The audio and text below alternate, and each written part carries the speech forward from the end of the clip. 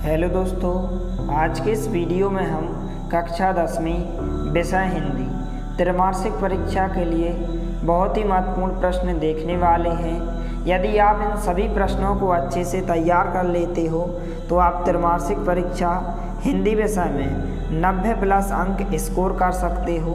तो सभी प्रश्नों को आपको अभी से अच्छे से तैयार कर लेना है। यह प्रश्न आपसे त्रैमासिक परीक्षा में 100% पूछे जाएंगे, इसलिए सभी प्रश्नों को आपको अभी से अच्छे से तैयार कर लेना है। इसी तरह आपको और अन्य सभी विषयों के महत्वपूर्ण प्रश्न चैनल के माध्यम से उपलब्ध कराए जाएंगे, इसलिए आप हमारे चैनल को सब्सक्राइब कीजिए, साथ में नोटिफिकेशन बेल को भी दबाइए ताकि कोई भी वीडियो की नोटिफिकेशन आप तक सबसे पहले पहुंचे। तो यहाँ पर सबसे पहले हम जो हिंदी पद्य साहित्य का इतिहास, भक्ति काल एवं आधुनिक काल, इसके हम महत्वपूर्ण प्रश्न देखने वाले हैं। इसमें से आपसे 2-2 अंक के क्वेश्चंस पूछे जाते हैं। इस प्रकार से यहाँ पर जैसे क्वेश्चन पूछा गया है कि भक्ति काल की प्रमुख विशेषताओं का उल्लेख कीजिए, या फिर क्वेश्चन इस प्रकार से पूछा जा सकता है कि भक्ति काल की 2 विशेषताएं लिखकर 2 कवियों के नाम लिखिए। यह क्वेश्चन आपसे 2 अंक में पूछा जाएगा, इसलिए आपको अच्छे से तैयार करना है। इसकी आपको कोई भी 2 या 3 विशेषताओं को अच्छे से तैयार कर लेना है, और यहाँ पर 2-2 कवियों के नाम यहाँ पर आपको ध्यान रखना है। इस प्रकार से यहाँ पर इस काल के 2 प्रमुख कवि जो हैं सूरदास तथा तुलसीदास हैं। इसके बाद नेक्स्ट क्वेश्चन इस प्रकार से आपसे पूछा जा सकता है कि भक्ति काल को जो है हिंदी साहित्य का स्वर्ण युग क्यों कहते हैं। बहुत ही महत्वपूर्ण प्रश्न है, यह आपसे 2 अंक में पूछा जा सकता है। इस प्रकार से यहाँ पर आंसर दिया गया है। इसके बाद नेक्स्ट क्वेश्चन है कि निर्गुण भक्ति काव्य की प्रमुख विशेषताएं बताइए। कोई भी आपको 2 या 3 विशेषताओं को अच्छे से तैयार कर लेना है, यह भी आपसे 2 अंक में पूछा जा सकता है। इसके बाद नेक्स्ट क्वेश्चन है इस प्रकार से, यह क्वेश्चन पूछा जा सकता है कि हिंदी पद्य साहित्य को कितने कालों में विभाजित किया गया है, इस काल खंडों की समय सीमा भी बताइए। इस प्रकार के क्वेश्चन आपसे ऑब्जेक्ट टाइप क्वेश्चंस में पूछे जा सकते हैं कि आपसे पूछा जाए कि जो वीरगाथा काल है इसकी समय सीमा कहाँ से कहाँ तक है। इस प्रकार से आपको इनको अच्छे से ध्यान रखना है। इसके बाद यहाँ पर क्षितिज भाग 2 काव्य खंड, यहाँ पर हम महत्वपूर्ण पद्यांश और आंसर क्वेश्चंस देखने वाले हैं। तो यहाँ पर जो आपसे इस प्रकार से पद्यांश पूछा जाता है, 4 अंक में आपसे पद्यांश पूछा जाता है, और आपसे संदर्भ प्रसंग व्याख्या कहने को कहा जाएगा। इस प्रकार से यह पद पाठ से यहाँ पर लिया गया है, और इसके जो कवि हैं सूरदास जी हैं। इस प्रकार से पद्यांश दिया गया है, और नीचे यहाँ पर इस प्रकार से संदर्भ दिया गया है, प्रसंग दिया गया है। तो इसको आपको अच्छे से रीड कर लेना है। बहुत ही महत्वपूर्ण संदर्भ प्रसंग दिया गया है। इस प्रकार से आपको भावार्थ अर्थात व्याख्या लिखना है, और आपको काव्य सौंदर्य भी लिखना है। यह क्वेश्चन आपसे 4 अंक में इस प्रकार से पूछा जाएगा। बहुत ही महत्वपूर्ण पद्यांश है। इसके बाद नेक्स्ट क्वेश्चन में यहाँ पर इस प्रकार से पद्यांश दिया गया है, इसको भी आपको अच्छे से तैयार करना है। यह आपसे 2 अंक में भी पूछा जा सकता है और 4 अंक में भी पूछा जा सकता है, इसलिए आपको अच्छे से तैयार करना। संदर्भ में हो जाएगा पूर्ववत पहले के जैसे, प्रसंग इस प्रकार से हो जाएगा, इस प्रकार से नीचे व्याख्या हो जाएगी, और नीचे आपको काव्य सौंदर्य भी लिखना है। इसके बाद जो चैप्टर दिया गया है अध्याय 2 राम लक्ष्मण परशुराम संवाद, इसके जो कवि हैं तुलसीदास जी हैं। इस प्रकार से यहाँ पर आपसे पद्यांश पूछा जा सकता है, यह आपसे 4 अंक में पूछा जा सकता है। इस प्रकार से नीचे संदर्भ प्रसंग व्याख्या दी गई है, तो इसको आपको अच्छे से रीड कर लेना है। बहुत ही महत्वपूर्ण पद्यांश है, यह आपसे 4 अंक में पूछा जाएगा। इसके बाद आत्मकथ्य से भी आपसे पूछा जा सकता है। इसके जो कवि हैं जयशंकर प्रसाद हैं। इस प्रकार से आपसे 4 अंक में पूछा जाएगा। यहाँ पर नीचे संदर्भ प्रसंग व्याख्या दी गई है, तो इस प्रकार से इन पद्यांशों को आपको अच्छे से तैयार कर लेना है। इसके बाद यहाँ पर हम इसके कुछ महत्वपूर्ण प्रश्न देखने वाले हैं, जो आपसे 2-2 अंक और 3-3 अंक में पूछे जाते हैं। तो यहाँ पर इस प्रकार से क्वेश्चन दिया गया है कि गोपियों द्वारा उद्धव को भाग्यवान कहने में क्या व्यंग्य निहित है।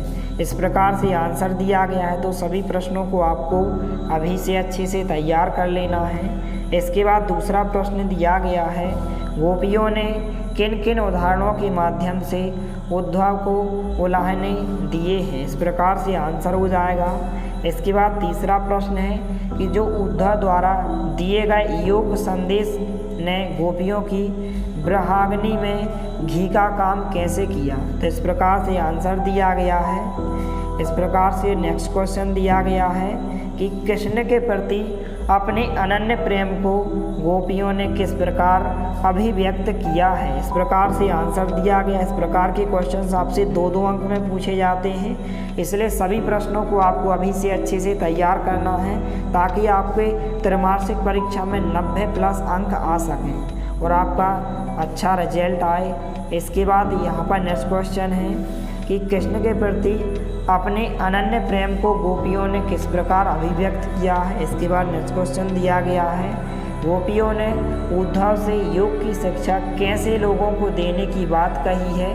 इस प्रकार के सभी प्रश्न महत्वपूर्ण हैं, इनको आपको अच्छे से पढ़ लेना है। इसके बाद नेक्स्ट क्वेश्चन है कि गोपियों के अनुसार राजा का धर्म क्या होना चाहिए। तो इस प्रकार से आंसर दिया गया है कि गोपियों के अनुसार राजा का धर्म प्रजा के हित का पूरा ध्यान रखना होना चाहिए।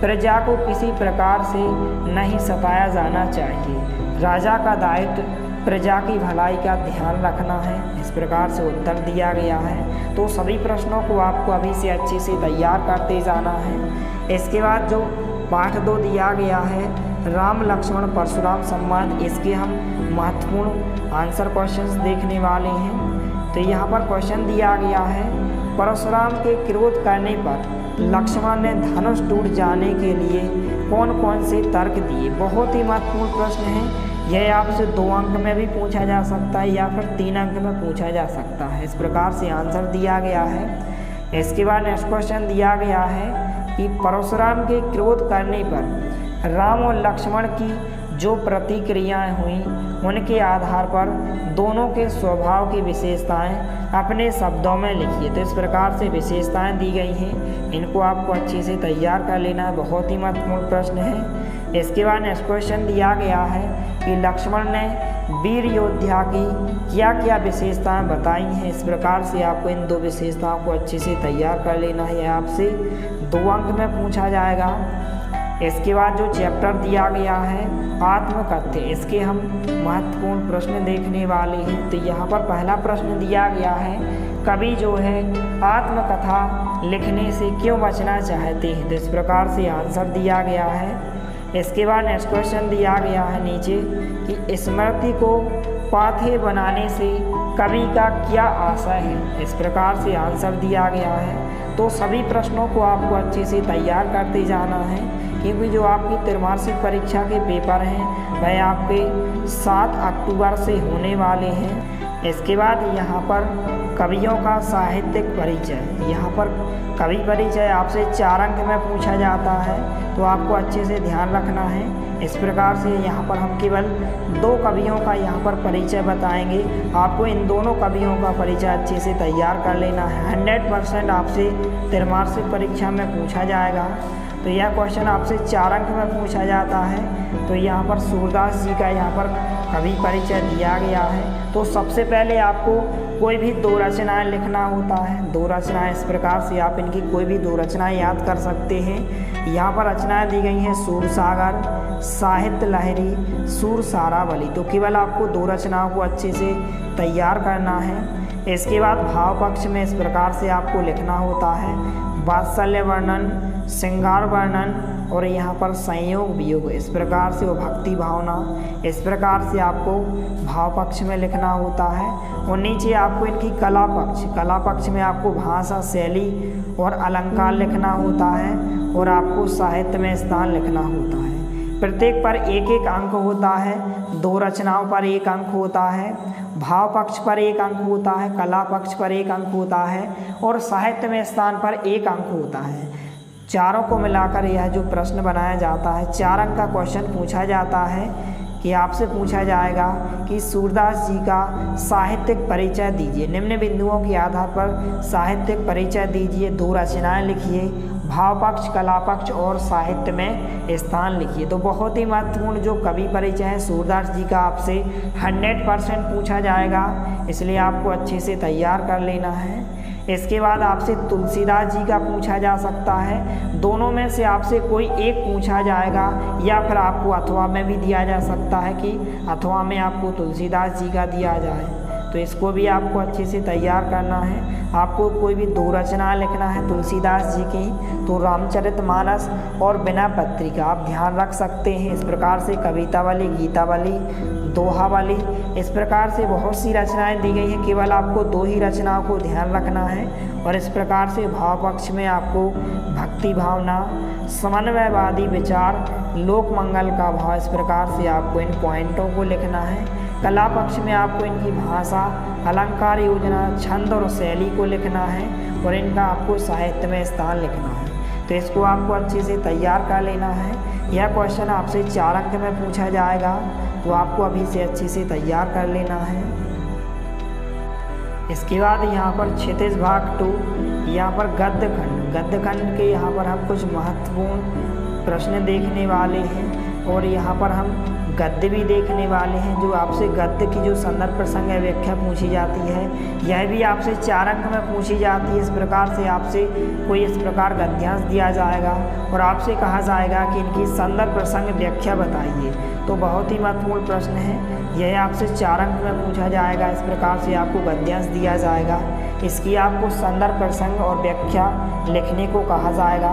तो इसको आपको अच्छे से तैयार कर लेना है। नेताजी का चश्मा, इसके जो लेखक हैं स्वयं प्रकाश जी हैं, आपको अच्छे से ध्यान रखना है। जो नेताजी का चश्मा पाठ दिया गया है, इसके लेखक क्या हैं? स्वयं प्रकाश जी हैं। इस प्रकार से इनका संदर्भ प्रसंग व्याख्या बताया गया है। इस प्रकार से आपको अच्छे से तैयार करना है और आपको विशेष भी लिखना है ताकि आपको 4 में से 4 अंक मिलें। तो इसको आपको अच्छे से तैयार कर लेना है। इसके बाद आपसे बाल गोविंद भगत का भी आपसे गद्यांश पूछा जा सकता है इस प्रकार से।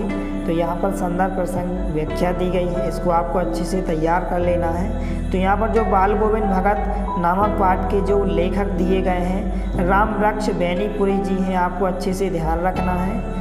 यहाँ पर नीचे इस प्रकार से इनका संदर्भ प्रसंग व्याख्या दिया गया है, तो आपको अच्छे से तैयार कर लेना है। इसके बाद हम गद्य खंड पर आधारित महत्वपूर्ण प्रश्नों को देखने वाले हैं जो कि आपसे 2 अंक और 3 अंक में पूछे जाते हैं। तो यहाँ पर नेताजी का चश्मा, यहाँ पर पहला क्वेश्चन है कि सेनानी ना होते हुए भी चश्मे वाले को लोग कैप्टन क्यों कहते थे? तो इस प्रकार से बहुत ही महत्वपूर्ण प्रश्न है, यह आपसे 2 अंक में पूछा जाएगा।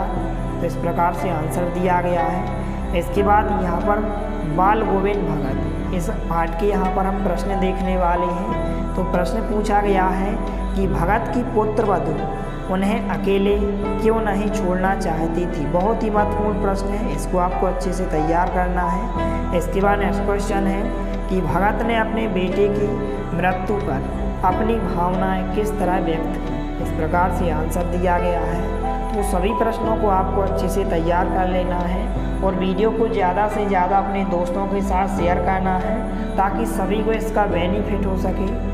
इसके बाद यहाँ पर हम महत्वपूर्ण लेखक परिचय देखने वाले हैं। आपको ध्यान रखना है कि 4 अंक में आपसे कवि परिचय पूछा जाता है और 4 अंक में ही आपसे लेखक परिचय पूछा जाता है, तो आपको अच्छे से ध्यान रखना है। तो यहाँ पर लेखक परिचय में आपसे स्वयं प्रकाश जी का लेखक परिचय पूछा जाएगा, जिसमें आपको 2 रचनाएं, भाषा, शैली और साहित्य में स्थान आपको लिखना होता है। इस प्रकार से इनकी आपको 2 रचनाएं याद करना है। स्वयं प्रकाश जी की आप कोई भी 2 रचनाएं यहाँ पर इनकी ध्यान रख सकते हैं, जैसे यहाँ पर सूरज कब निकलेगा, आएंगे अच्छे दिन भी। इस प्रकार से आप कोई भी 2 रचनाएं ध्यान रख सकते हैं। और यहाँ पर भाषा शैली में आपको इस प्रकार से इनका लिखना है कि इनकी भाषा क्या है और इनकी शैली क्या है। इस प्रकार से आप लिखेंगे कि लोक जीवन से जुड़े रहे स्वयं प्रकाश की भाषा भी लोक प्रचलित व्यवहारिक है। ये सहज सरल सुस्पष्ट भाषा का प्रयोग करते हैं। इनकी भाषा आडंबर तथा बनावटीपन से दूर जनसाधारण की भाषा है। इस प्रकार से भाषा शैली में आपको लिखना है और यहाँ पर शैली में लिखना है कि इनमें भावात्मक शैली, वर्णनात्मक शैली और चित्रात्मक शैली का प्रयोग किया गया है। तो इस प्रकार से आपको इनको अच्छे से तैयार कर लेना है। इसके बाद साहित्य में स्थान दिया गया है कि जो स्वयं प्रकाश ने अपने साहित्य में निम्न वर्ग, शोषित समाज तथा नारी उत्थान के प्रति चिंता व्यक्त की है। साठोत्तरी कथाकारों में स्वयं प्रकाश का महत्वपूर्ण स्थान है। तो इस प्रकार से इनको आपको अच्छे से तैयार कर लेना है। यह आपसे 100% त्रैमासिक परीक्षा में स्वयं प्रकाश जी का लेखक परिचय पूछा जाएगा 4 अंक में, तो आपको अच्छे से तैयार कर लेना है। इसके बाद आप रामवृक्ष बेनीपुरी जी का भी आप लेखक परिचय ध्यान रख सकते हैं, या आपसे अथवा में पूछा जाएगा। तो यहाँ पर आपको इनकी 2 रचनाएं ध्यान रखना है। आप कोई भी 2 रचनाएं याद रख सकते हैं, जैसे रेखा चित्र में इनकी 2 रचनाएं हैं, माटी की मूर्तें और लाल तारा आदि। इस प्रकार से आप कोई भी 2 रचनाएं ध्यान रख सकते हैं। और यहाँ पर आपको भाषा शैली लिखना है इस प्रकार से कि इनने कौन सी भाषा का प्रयोग किया गया है, कौन सी शैलियों का प्रयोग किया गया है। यहाँ पर आप देख सकते हैं वर्णनात्मक शैली, भावात्मक शैली और प्रतीकात्मक शैली। इसके बाद आपको साहित्य में स्थान लिखना है। तो इस प्रकार से यह 4 अंक में पूछा जाता है, तो आपको अच्छे से तैयार कर लेना है। इसके बाद यहाँ पर हम कृति का भाग 2, इसके हम महत्वपूर्ण प्रश्न देखने वाले हैं, तो वीडियो के साथ अंत तक बने रहिए। तो यहाँ पर इस प्रकार से क्वेश्चन पूछा गया है कि आपके विचार से भोलानाथ अपने साथियों को देखकर सिसकना क्यों भूल जाता है। तो इस प्रकार से आंसर दिया गया है। बहुत ही महत्वपूर्ण प्रश्न है, इसको आपको अच्छे से तैयार कर लेना है। और यदि आप इसकी PDF को डाउनलोड करना चाहते हैं तो आप हमारे टेलीग्राम चैनल को ज्वाइन कीजिए। नीचे डिस्क्रिप्शन बॉक्स में लिंक दी गई है, तो टेलीग्राम चैनल पर आपको इसकी PDF उपलब्ध कराई जाएगी। इसके बाद नेक्स्ट क्वेश्चन पूछा गया है कि जो माता का आंचल है, शीर्षक का उपयुक्तता बताते हुए कोई अन्य शीर्षक सुझाइए। इस प्रकार से आंसर दिया गया है। इसके बाद नेक्स्ट क्वेश्चन है कि बच्चे माता पिता के प्रति अपने प्रेम को कैसे अभिव्यक्त करते हैं। बहुत ही महत्वपूर्ण प्रश्न है, तो सभी प्रश्नों को आपको अच्छे से तैयार कर लेना है। इसके बाद हम भाषा बोध के महत्वपूर्ण प्रश्न देखने वाले हैं। तो भाषा बोध से आपसे मुहावरे एवं लोकोक्ति पूछी जाएंगी। इस प्रकार से इनकी आपको परिभाषा ध्यान रखना है कि जब कोई वाक्यांश विशेष अर्थ देने लगता है तब वह मुहावरा बन जाता है। लोक में प्रचलित होते होते विशेष अर्थ देने वाली उक्तियाँ लोकोक्तियाँ कही जाती हैं। इस प्रकार से आपको इनकी परिभाषा ध्यान रखना है। और आपसे इस प्रकार से मुहावरे पूछे जा सकते हैं, इनका अर्थ और वाक्य में प्रयोग। इस प्रकार से यहाँ पर दिए गए हैं कुछ महत्वपूर्ण मुहावरे, जैसे अंगूठा दिखाना। तो यहाँ पर इसका जो अर्थ होता है मना करना होता है। वाक्य में प्रयोग इस प्रकार से होगा कि उधार के पैसे मांगने पर उसने मुझे अंगूठा दिखा दिया। इसके बाद नेक्स्ट दिया गया है अंधे की लाठी। तो इसका जो अर्थ होता है एकमात्र सहारा। वाक्य में प्रयोग इस प्रकार से होगा कि जो श्रवण कुमार अपने माता पिता की अंधे की लाठी थे। इस प्रकार से आप ध्यान रख सकते हैं। यह आपसे 2 अंक या 3 अंक में 100% पूछे जाएंगे। इसके बाद यहाँ पर पूछा गया है अपना उल्लू सीधा करना। तो इसका जो अर्थ होता है स्वार्थ सिद्ध करना होता है। वाक्य में प्रयोग इस प्रकार से होगा कि अधिकांश नेता अपना उल्लू सीधा करने में लगे हैं, देश की चिंता किसी को नहीं है। इसके बाद जो यहाँ पर मुहावरा पूछा गया है आँखों का तारा। तो इसका जो अर्थ होता है बहुत प्यारा या अत्यधिक प्यारा। प्रयोग इस प्रकार से होगा वाक्य में प्रयोग कि श्रवण कुमार अपनी माता पिता की आँखों के तारे थे। इसके बाद पूछा गया है मुहावरा आँख में धूल झोंकना। इसका जो अर्थ होता है धोखा देना होता है। वाक्य प्रयोग इस प्रकार से होगा कि वह गड्डी में नकली नोट लगाकर आँखों में धूल झोंकने में सफल हो गया। इसके बाद मुहावरा पूछा गया है आस्तीन का सांप। तो यहाँ पर इसका जो अर्थ होता है धोखेबाज होता है। वाक्य प्रयोग इस प्रकार से होगा कि मालिक उसका हर समय ध्यान रखता था पर वह आस्तीन का सांप निकला। इस प्रकार से वाक्य प्रयोग हो जाएगा। इसके बाद ईद का चांद होना। इसका जो अर्थ होता है दुर्लभ होना। वाक्य प्रयोग इस प्रकार से होगा कि परदेश में रहने के कारण राजीव जो है ईद का चांद हो गया है। इसके बाद मुहावरा पूछा गया है ऊँट के मुँह में जीरा। तो इसका जो अर्थ होता है किसी वस्तु का बहुत कम मात्रा में होना। इस प्रकार से वाक्य में प्रयोग हो जाएगा कि एक पहलवान को एक रसगुल्ले का नाश्ता ऊँट के मुँह में जीरा है। इसके बाद आगे इस प्रकार से पूछा गया है एक पंथ दो काज। इसका जो अर्थ होता है एक साथ दो कार्य संपन्न करना। वाक्य प्रयोग इस प्रकार से होगा कि आगरा जाकर विवाह में सम्मिलित हो लिए और ताजमहल भी देख आए। इस तरह एक पंथ दो काज हो गए। इस प्रकार से यहाँ पर वाक्य प्रयोग होगा। तो इन सभी मुहावरों को आपको अच्छे से तैयार कर लेना है। बहुत ही महत्वपूर्ण मुहावरे हैं, इस प्रकार से दिए गए हैं। इसके बाद जो महत्वपूर्ण मुहावरा दिया गया है गागर में सागर भरना। इसका जो अर्थ होता है थोड़े में बहुत बात कहना। वाक्य प्रयोग इस प्रकार से होगा कि बिहारी ने अपने दोहे में या दोहों में गागर में सागर भर दिया है। इस प्रकार से वाक्य प्रयोग होगा। इस प्रकार से यहाँ पर महत्वपूर्ण मुहावरे दिए गए हैं। इसके बाद जो मुहावरा है टेढ़ी खीर होना। तो इसका जो अर्थ होता है कठिन कार्य होता है। वाक्य प्रयोग इस प्रकार से होगा कि IAS की परीक्षा पास करना क्या है टेढ़ी खीर है। तो इस प्रकार से सभी मुहावरों को आपको अच्छे से तैयार कर लेना है। इस प्रकार से यहाँ पर मुहावरे दिए गए हैं। नाक में दम करना परेशान करना होता है इसका अर्थ। वाक्य प्रयोग इस प्रकार से होगा कि पुत्र के दुष्कर्मों ने उनकी नाक में दम कर दी है। इसके बाद जो वाक्य दिया गया है 9 2 11 होना। इसका जो अर्थ होता है भाग जाना होता है। वाक्य प्रयोग इस प्रकार से होगा कि पुलिस को देखकर चोर 9 2 11 हो गए। तो इस प्रकार से आप सभी मुहावरों को अच्छे से तैयार कर लें। इसके बाद आगे दिया गया है मुँह की खाना। इसका जो अर्थ होता है हार मानना होता है। प्रयोग यहाँ पर वाक्य प्रयोग होगा कि भारतीयों की वीरता के समक्ष अंग्रेज सेना को मुँह की खानी पड़ी। इसके बाद आगे मुहावरा दिया गया है श्री गणेश करना। तो इसका जो अर्थ होता है प्रारंभ करना होता है। प्रयोग आप इस प्रकार से लिख सकते हैं इस मकान का श्री गणेश सन 1983 में हुआ। तो इस प्रकार से सभी मुहावरों को आपको एक बार ज़रूर पढ़ लेना है। इसके बाद क्वेश्चन जो पूछे जाते हैं 2 अंक या 3 अंक में इस प्रकार से पूछे जाते हैं कि मुहावरा किसे कहते हैं, उदाहरण सहित समझाइए। तो इस प्रकार से आंसर हो जाएगा कि जब कोई वाक्यांश प्रयोग होते होते विशेष अर्थ देने लगता है तब वह मुहावरा बन जाता है। मुहावरों में बहुत अनुभव भरा रहता है। उदाहरण के लिए जैसे नाक में दम करना, इसका अर्थ है परेशान करना। तो आपको अच्छे से तैयार कर लेना है।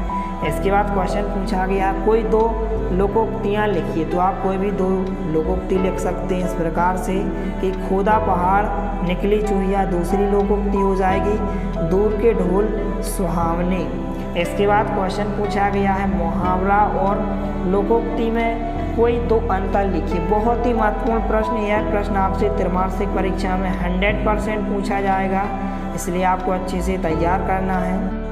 इसके बाद समाज से भी आपसे परिभाषा पूछी जा सकती है। इस प्रकार से यह क्वेश्चन आपसे 2 अंक में पूछा जा सकता है या फिर ऑब्जेक्ट टाइप क्वेश्चंस में पूछा जा सकता है कि समास के भेद कितने प्रकार के होते हैं। तो आपको ध्यान रखना है कि जो समास के भेद होते हैं वह 6 प्रकार के होते हैं। इस प्रकार से परिभाषा हो जाएगी कि जब 2 या 2 से अधिक पदों के मिलने से एक नए शब्द की रचना होती है तो इस मिलने की क्रिया को क्या कहते हैं, समास कहते हैं, जैसे प्रतिदिन और यथाशक्ति। इसके बाद हम काव्यबोध के महत्वपूर्ण प्रश्न देखने वाले हैं। तो काव्यबोध से आपसे 2 अंक और 3 अंक के क्वेश्चंस पूछे जाते हैं, इसलिए आपको अच्छे से तैयार करना है। तो यहाँ पर क्वेश्चन दिया गया है काव्य की परिभाषा लिखिए तथा उसके भेद बताइए। तो इस प्रकार से परिभाषा दी गई है और आपको ध्यान रखना है कि काव्य के 2 भेद होते हैं, श्रव्य काव्य और दृश्य काव्य। यह क्वेश्चन आपसे ऑब्जेक्ट टाइप क्वेश्चन में भी पूछा जा सकता है कि काव्य के कितने भेद होते हैं। तो आपको ध्यान रखना है कि काव्य के 2 भेद होते हैं, दृश्य काव्य और श्रव्य काव्य। इसके बाद यहाँ पर क्वेश्चन इस प्रकार से भी पूछा जा सकता है कि श्रव्य काव्य तथा दृश्य काव्य के भेद बताइए। तो इस प्रकार से इनके भेद होते हैं, इनको आपको अच्छे से ध्यान रखना है। इसके बाद यहाँ पर जो क्वेश्चन है इस प्रकार से आपसे पूछा जा सकता है कि प्रबंध काव्य किसे कहते हैं, इसके भेद बताइए। इस प्रकार से आंसर दिया गया है। इसके बाद जो नेक्स्ट क्वेश्चन दिया गया है, महाकाव्य किसे कहते हैं, दो प्रमुख महाकाव्यों के नाम एवं उनके रचनाकारों के नाम लिखिए। या फिर यह क्वेश्चन इस प्रकार से पूछा जा सकता है, महाकाव्य किसे कहते हैं, हिंदी के दो महाकाव्यों के नाम लिखिए। बहुत ही महत्वपूर्ण प्रश्न है, यह आपसे त्रैमासिक परीक्षा में 100% पूछा जाएगा, तो आपको अच्छे से तैयार करना है। इस प्रकार से आंसर दिया गया है कि महाकाव्य क्या होता है, विस्तृत होता है, इसमें प्रकृति का विशद चित्रण होता है, जीवन के समग्र रूप का उल्लेख होता है तथा पात्रों की संख्या जो है अधिक होती है। हिंदी के दो महाकाव्य निम्नलिखित हैं, रामचरितमानस तुलसीदास द्वारा और कामायनी यहाँ पर जयशंकर प्रसाद द्वारा। इसके बाद आपसे इस प्रकार से भी क्वेश्चन पूछा जा सकता है कि खंड काव्य किसे कहते हैं, हिंदी के 4 खंड काव्यों के नाम लिखिए। बहुत ही महत्वपूर्ण प्रश्न है, यह क्वेश्चंस भी आपसे त्रैमासिक परीक्षा में 100% पूछा जाएगा, इसलिए सभी प्रश्नों को आपको अच्छे से तैयार करना है। इसके बाद क्वेश्चन पूछा गया है, महाकाव्य और खंड काव्य में अंतर लिखिए या अंतर स्पष्ट कीजिए। यह क्वेश्चन आपसे 3 अंक में 100% पूछा जाएगा, तो आपको कोई भी 3 या 4 अंतर को आपको अच्छे से तैयार कर लेना है। इसके बाद यहाँ पर आपसे रस से क्वेश्चंस पूछे जाते हैं, यहाँ पर आपसे रस की परिभाषा भी पूछी जा सकती है, या आपसे 2 अंक या 3 अंक में 100% पूछी जाएगी, इसलिए आपको रस की परिभाषा को अच्छे से तैयार कर लेना है। इस प्रकार से यहाँ पर दी गई है, तो इस प्रकार से आंसर दिया गया है। इसके बाद आपसे रस के अंग भी पूछे जा सकते हैं कि रस के अंगों के नाम लिखिए। इस प्रकार से आपको ध्यान रखना है कि रस के 4 अंग होते हैं, स्थायी भाव, विभाव, अनुभाव और संचारी भाव। इस प्रकार से यहाँ पर नाम हो जाएंगे, और आप इस प्रकार से भी ध्यान रख सकते हैं कि संचारी भाव किसे कहते हैं एवं इनकी संख्या कितनी मानी गई है। यह क्वेश्चन आपसे ऑब्जेक्ट टाइप क्वेश्चंस में भी पूछा जा सकता है कि संचारी भाव की संख्या कितनी मानी गई है, तो आपको ध्यान रखना है कि संचारी भाव की संख्या कितनी मानी गई है, 33 मानी गई है। इसके बाद यहाँ पर जो नेक्स्ट क्वेश्चन दिया गया है, रसों के नाम बताते हुए उनके स्थायी भाव का उल्लेख कीजिए। बहुत ही महत्वपूर्ण प्रश्न है, यह क्वेश्चन आपसे 100% त्रैमासिक परीक्षा में पूछा जाएगा, या फिर आपसे ऑब्जेक्ट टाइप क्वेश्चंस में पूछा जाएगा कि आपसे पूछा जाए कि श्रृंगार रस का स्थायी भाव बताइए या फिर हास्य रस का स्थायी भाव बताइए। तो यहाँ पर सभी के आपको स्थायी भाव अच्छे से तैयार कर लेना है। जैसे श्रृंगार रस का जो स्थायी भाव होता है रति होता है, हास्य रस का जो स्थायी भाव होता है हास होता है, करुण रस का स्थायी भाव शोक होता है, और बीभत्स रस का स्थायी भाव जुगुप्सा होता है, रौद्र रस का स्थायी भाव क्रोध होता है। इसके बाद अद्भुत रस का जो स्थायी भाव होता है विस्मय होता है, वीर रस का जो स्थायी भाव होता है उत्साह होता है, शांत रस का स्थायी भाव निर्वेद होता है, भयानक रस का स्थायी भाव भय होता है, और वात्सल्य रस का जो स्थायी भाव होता है वत्सल होता है। तो इन रसों के नाम और इनके स्थायी भाव आपको अच्छे से तैयार कर लेना है, क्योंकि आपसे ऑब्जेक्ट टाइप क्वेश्चंस में पूछे जाएंगे। इस प्रकार से आपसे कोई भी रस का स्थायी भाव पूछ लिया जाएगा तो आप आसानी से बता सकते हैं। इसके बाद जो नेक्स्ट क्वेश्चन है, स्थायी भाव एवं संचारी भाव में अंतर बताइए। बहुत ही महत्वपूर्ण प्रश्न है, यह आपसे 2 अंक या 3 अंक में 100% पूछा जाएगा, इसलिए आपको अच्छे से तैयार कर लेना है। इसके बाद यहाँ पर जो क्वेश्चन दिया गया है, श्रृंगार रस की परिभाषा लिखते हुए उदाहरण दीजिए और उसके भेद बताइए। या फिर क्वेश्चन इस प्रकार से भी पूछा जा सकता है, श्रृंगार रस के भेद कितने होते हैं या श्रृंगार रस के कितने भेद होते हैं। तो इस प्रकार से आप इसको अच्छे से तैयार कर लें, बहुत ही महत्वपूर्ण प्रश्न है। इसके बाद छंद भाग से आपसे छंद की परिभाषा और इसके कितने प्रकार होते हैं, इनको आपको अच्छे से तैयार कर लेना है। यह आपसे 2 अंक या 3 अंक में क्वेश्चंस पूछा जा सकता है, इसलिए आपको अच्छे से तैयार कर लेना है। इसके बाद जो क्वेश्चन पूछा गया है, दोहा छंद के लक्षण उदाहरण सहित समझाइए। इसके अथवा में क्वेश्चन इस प्रकार से भी पूछा जा सकता है, दोहा छंद की परिभाषा उदाहरण सहित समझाइए। तो इस प्रकार से आंसर दिया गया है, बहुत ही महत्वपूर्ण प्रश्न है। इसके बाद यहाँ पर आपको चौपाई छंद की परिभाषा और इसका उदाहरण भी आपको अच्छे से तैयार कर लेना है, बहुत ही महत्वपूर्ण प्रश्न है। तो आपको ध्यान रखना है कि चौपाई एक क्या है, सममात्रिक छंद है। यह आपसे ऑब्जेक्टिव क्वेश्चंस में ही पूछा जा सकता है कि चौपाई एक क्या है, सममात्रिक छंद है। इसमें प्रत्येक चरण में कितनी मात्राएं होती हैं, 16 मात्राएं होती हैं। इस प्रकार से आप उदाहरण भी दे सकते हैं। इसके बाद अलंकार से आपसे अलंकार की परिभाषा, अनुप्रास अलंकार और रूपक अलंकार की परिभाषा 2 अंक या 3 अंक में पूछी जा सकती है, इसलिए आपको अच्छे से तैयार कर लेना है। इसके बाद यहाँ पर आपठित बोध से आपसे आपठित गद्यांश पूछा जाता है। इस प्रकार आपठित गद्यांश दिया जाएगा और आपसे इस प्रकार से क्वेश्चंस पूछे जाएंगे। यह आपसे 4 अंक में पूछा जाता है, इसलिए आपको अच्छे से तैयार कर लेना है। इस प्रकार से आपसे क्वेश्चन पूछे जाएंगे कि उपर्युक्त गद्यांश का उपर्युक्त शीर्षक दीजिए, तो आपको एक बार इसको पढ़ लेना है। यहाँ पर सेकंड क्वेश्चन पूछा गया है, यथार्थ मनुष्य किसे कहा गया है। तीसरा क्वेश्चन इस प्रकार से पूछा गया है, उक्त गद्यांश का सारांश लिखिए। तो इसको आपको अच्छे से तैयार कर लेना है। इसके बाद यहाँ पर और भी यहाँ पर गद्यांश दिए गए हैं, इनको भी आपको अच्छे से तैयार कर लेना है, बहुत ही महत्वपूर्ण गद्यांश दिए गए हैं। तो इनमें से आपसे कोई एक गद्यांश पूछा जाएगा और 4 अंक में पूछा जाता है, इसलिए आपको अच्छे से तैयार करना है। इसके बाद यहाँ पर पत्र लेखन में से आपसे 4 अंक का एक क्वेश्चन पूछा जाता है। आपको औपचारिक पत्र या अनौपचारिक पत्र इस प्रकार से क्वेश्चन पूछा जाएगा। जैसे यहाँ पर इस प्रकार से क्वेश्चन दिया गया है कि वार्षिक परीक्षा की तैयारी की जानकारी देते हुए अपने पिताजी को एक पत्र लिखिए, या फिर अथवा में इस प्रकार से क्वेश्चन पूछा जा सकता है कि पिताजी को पत्र लिखकर अपनी शैक्षिक प्रगति एवं लक्ष्य से अवगत कराइए। बहुत ही महत्वपूर्ण प्रश्न दिया गया है, यह आपसे 4 अंक में पूछा जाएगा, तो आपको अच्छे से तैयार कर लेना है। इस प्रकार से यहाँ पर दिया गया है, पिताजी को पत्र दिया गया इस प्रकार से, तो इसको आपको अच्छे से तैयार कर लेना है। यह आपसे त्रैमासिक परीक्षा में 100% पूछा जाएगा, इसलिए आपको अच्छे से तैयार कर लेना है। इसके बाद यहाँ पर औपचारिक पत्र में आपसे इस प्रकार से पूछा जा सकता है। तो यहाँ पर यह आपसे अथवा में क्वेश्चंस पूछा जा सकता है, ये अपने विद्यालय के प्राचार्य को शुल्क मुक्ति के लिए आवेदन पत्र लिखिए, या फिर क्वेश्चन इस प्रकार से भी पूछा जा सकता है कि अपने प्राचार्य को आवेदन पत्र लिखिए जिसमें अपनी गरीबी का कारण दर्शाते हुए परीक्षा शुल्क से मुक्ति का निवेदन किया गया हो। तो इस प्रकार से यहाँ पर शुल्क मुक्ति के लिए आवेदन पत्र दिया गया है, इसको आपको अच्छे से तैयार कर लेना है। बहुत ही महत्वपूर्ण यहाँ पर शुल्क मुक्ति के लिए पत्र दिया गया है, इस प्रकार से यहाँ पर आपको लिखना है।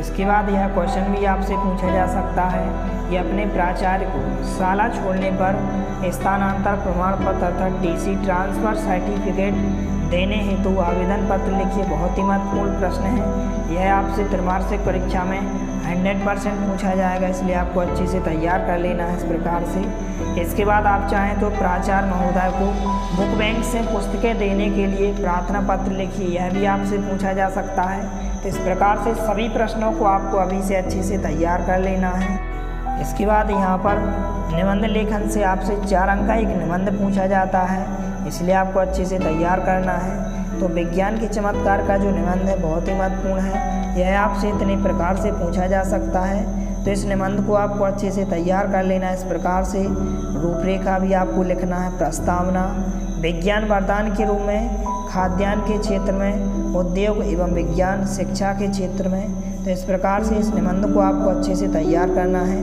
बहुत ही महत्वपूर्ण निबंध है। इसके बाद यहाँ पर जो निबंध दिया गया है जीवन में खेलों का महत्व, बहुत ही महत्वपूर्ण निबंध है, यह आपसे त्रैमासिक परीक्षा में 100% पूछा जाएगा, इसलिए आपको अच्छे से तैयार करना है।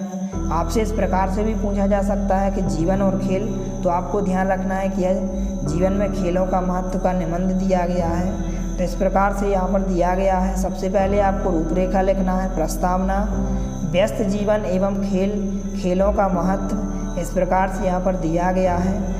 इसके बाद पर्यावरण प्रदूषण या फिर प्रदूषण की समस्या, यह भी आपसे त्रैमासिक परीक्षा में 100% पूछा जाएगा। तो इन तीनों को आपको अच्छे से अभी से अच्छे से तैयार कर लेना है। बहुत ही महत्वपूर्ण निबंध दिए गए हैं, क्योंकि आपसे 4 अंक में पूछा जाता है। तो इस प्रकार से सभी प्रश्नों को आपको अभी से अच्छे से तैयार कर लेना है। यदि आप त्रैमासिक परीक्षा में 90+ अंक लाना चाहते हैं तो आप इन सभी प्रश्नों को अच्छे से तैयार कीजिए। यदि वीडियो पसंद आए तो प्लीज़ लाइक कीजिए, दोस्तों के साथ शेयर कीजिए, और यदि आपने हमारे चैनल को सब्सक्राइब नहीं किया है तो प्लीज़ सब्सक्राइब कीजिए। धन्यवाद। मिलते हैं अगले वीडियो में, तब तक के लिए जय हिंद।